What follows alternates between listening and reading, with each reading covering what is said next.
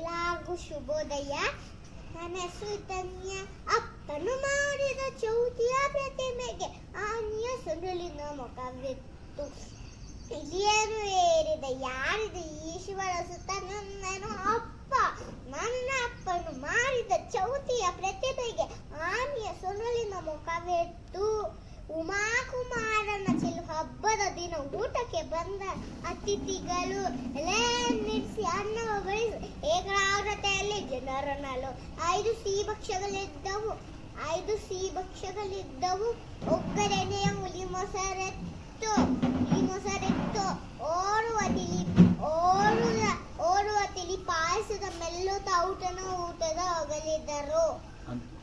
ಅಂದರ ಊಟದ ನಂತರ ಅಡಿಗೆಯ ಆಹಾರ ಎಂದರು. ಅ ಆ ಅ ಆ ಇ ಓ ಓ ಎ ಎ ಐ ಓ ಓ ಔ ಅಂ ಅ ಆ ಇ ಉ ರು ಎ ಎ ಐ ಓ ಓ ಔ ಅಂ ಎಲ್ಲರಿಗೂ ಧನ್ಯವಾದ.